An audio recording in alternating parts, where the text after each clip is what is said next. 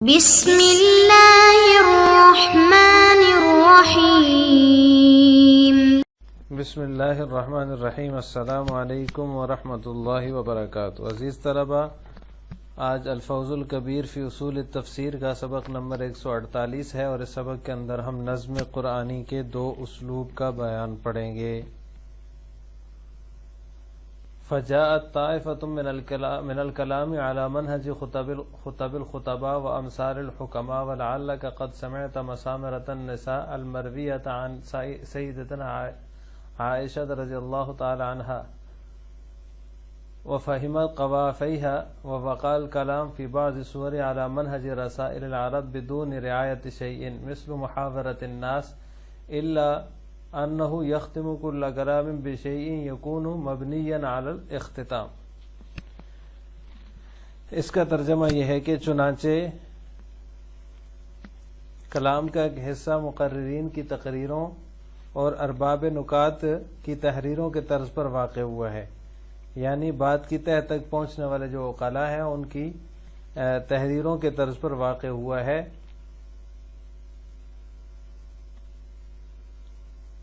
وَلَعَلَّكَ قَدْ سَمِعْتَ مَسَامَرَةَ النِّسَاءِ الْمَرْوِيَّةَ عَنْ سَيِّدَتِنَا عَائِشَةَ رضی اللہ تعالی عنہا، کیا تم نے عورتوں کی وہ قصہ گوئی نہ سنی جو سیدہ عائشہ رضی اللہ تعالی عنہا سے منقول ہے؟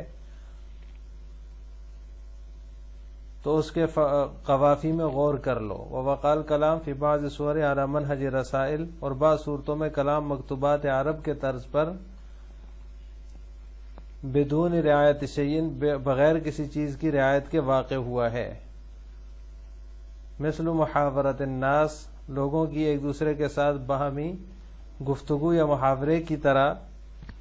الا انہ یختم کل کلام بشیء یکون مبنیا علی الاختتام، مگر یہ کہ ہر کلام کسی ایسی چیز پر ختم کیا جاتا ہے جو اختتام پر مبنی ہو۔ والسر هنا ان الاصل في لغة العرب هو الوقف في موضع ينتهى اليه النفس ويضمحل نشاط الكلام، والمستحسن في محل الوقف انتهاء النفس على المد، ومن اجل هذا تشكل الكلام في سورة الآيات، هذا ما فتح الله تعالى على العاجز في هذا الباب، والله اعلم۔ اس کا ترجمہ یہ ہے، اور راز یہاں یہ ہے، والسر ہونا راز یہاں یہ ہے کہ ان الاصل فی لغت العرب هو الوقف فی موضع ينتهى الیہ النفس، کہ اصل زبان عرب میں ایسے مقام پر وقف کرنا ہے جہاں سانس ختم ہو جائے۔ وَيَضْمَحِلُّ نَشَاطُ الْكَلَامِ وَالْمُسْتَحْسِنُ فِي مَحَلِّ الْوَقْفِ، اور کلام کا لطف فنا ہو جائے۔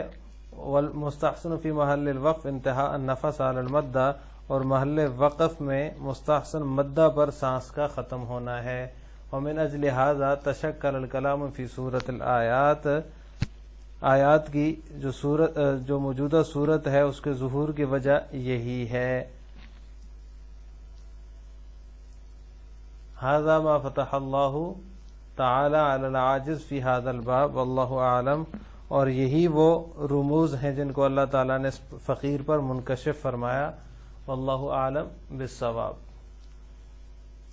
یہاں سے مصنف رحمہ اللہ تعالی پوری فصل کا خلاصہ بیان کر رہے ہیں، تو آج کے سبق میں ہم اس خلاصے کی تفصیل پڑھیں گے۔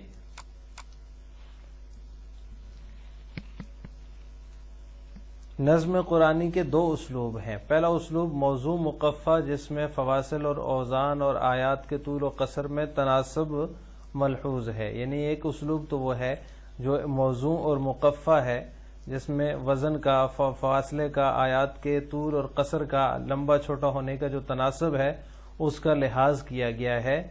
یہ دراصل نکات عربیت سے واقف اہل زبان کے طرز اور خطیبانہ اسلوب کی رعایت ہے، یعنی جو خطیبوں کا اسلوب ہے، جو نکات عربیت سے واقف اہل زبان کا جو طرز ہے، وہ جو ہے وہ کلام جب کرتے ہیں تو موضوع ہوتا ہے، مقفع ہوتا ہے، فاصلے کا لحاظ ہوتا ہے، وزن کا لحاظ ہوتا ہے، کلام میں طول و قصر کے تناسب کا لحاظ کیا جاتا ہے۔ تو یہ جو اسلوب ہے قرآن کریم کا، تو اس میں جو ہے اس کا لحاظ کیا گیا ہے جو اہل زبان کا طرز ہے، اور خطیبانہ اسلوب کی جو ہے وہ اس میں رعایت کی گئی ہے.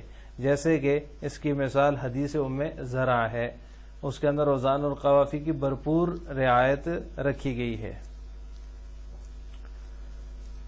مثال کے طور پر چند ایک جملے، جیسے حضرت ام المؤمنین حضرت عائشہ رضی اللہ تعالیٰ عنہ فرماتی ہیں جلست 11 امرأ فتعاہدنا وتعاقدنا اللہ یکتمنا من اخبار ازواجہن شیئا قالت الاولى زوجی لحم جمل غث على رأس جبل وعر لا سهل فيرتقى ولا سمين فينتقى قالت الثانية زوجي لا أبص خبره إني أخاف ألا أزره إن أذكر عجره وبجره قالت الثالثة زوجي العشنق إن أطلق وإن أسكت أعلق.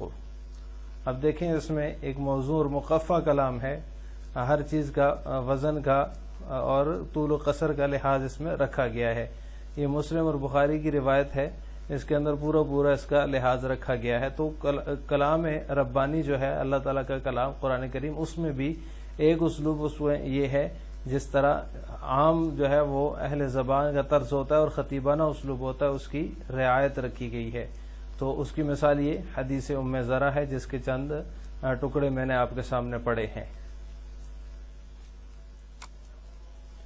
دوسرا اسلوب ہے جس میں اہل عرب کی روزمرہ کی گفتگو اور ان کے مراسلات اور مکتوبات کی سادگی کو پیش نظر رکھا گیا. سادہ اسلوب ہے ہاں، لیکن اس میں قرآن کریم کا سادہ اسلوب اہل عرب کے سادہ اسلوب سے اس حیثیت سے ممتاز ہے کہ ختم آیات کے اندر عموماً ہم وزن فواصل ملحوظ ہوتے ہیں، لیکن جو اہل عرب کا جو سادہ کلام ہے اس میں ان ختم پر ہم وزن فواصل کا لحاظ نہیں رکھا جاتا. یعنی ویسے تو عام سادہ اسلوب ہی ہے، جس طرح کی روزمرہ کی گفتگو ہوتی ہے اور ایک کسی کو مراسلہ اور مکتوبہ لکھا جاتا ہے، سادگی کے ساتھ پیش کیا جاتا ہے اس کو، اس طرح کا جو ہے وہ اسلوب ہے قرآن کریم کا. لیکن اس میں اور قرآن کریم کے سادہ اسلوب میں اتنا فرق ہے کہ اہل عرب کے سادہ اسلوب میں ختم کلام پر جو ہم وزن فواصل ہوتے ہیں ان کا لحاظ نہیں کیا جاتا، وہ ایک جیسے نہیں لائے جاتے،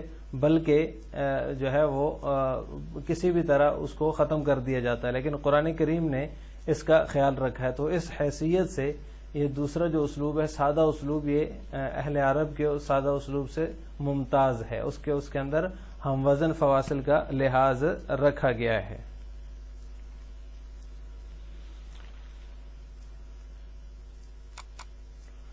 تو آج کے سبق کا خلاصہ یہ ہوا کہ ہم نے نظم قرآنی کے دو اسلوب کی تفصیل پڑھی ہے. ایک اسلوب تو وہ ہے جو مقفع اور موزوں ہے، اہل عرب اہل زبان کے طرز پر خطیبانہ اسلوب کی جس کے اندر رعایت کی گئی ہے، اس کی مثال حدیث ام زرع ہم نے پڑھی ہے. اور دوسرا اسلوب سادہ اسلوب ہے جس میں اہل عرب کی روزانہ کی جو گفتگو ہے آپس کی اور اس طرح کے ان کے مراسلات اور مکتوبات کی جو سادگی ہے اس کو پیش نظر رکھا گیا ہے. لیکن اس میں قرآن کریم کے سادہ اسلوب میں اور اہل عرب کے سادہ اسلوب میں تھوڑا سا فرق ہے. وہ یہ کہ اہل عرب کا جو سادہ اسلوب ہوتا ہے اس میں ہم وزن فواصل کا لحاظ نہیں کیا جاتا، جبکہ قرآن کریم نے سادہ اسلوب میں ہم وزن فواصل کا لحاظ کیا ہے. آخر میں آپ سے دو سوال ہیں. پہلا سوال یہ ہے کہ نظم قرآنی کے پہلے اسلوب کی مثال کیا ہے؟ اس کا جواب آپ نے کمنٹ باکس میں دینا ہے. نمبر 2، نظم قرآنی کا دوسرا اسلوب کیا ہے؟ اس کا جواب بھی آپ نے کمنٹ باکس میں دینا ہے. السلام علیکم ورحمۃ اللہ وبرکاتہ.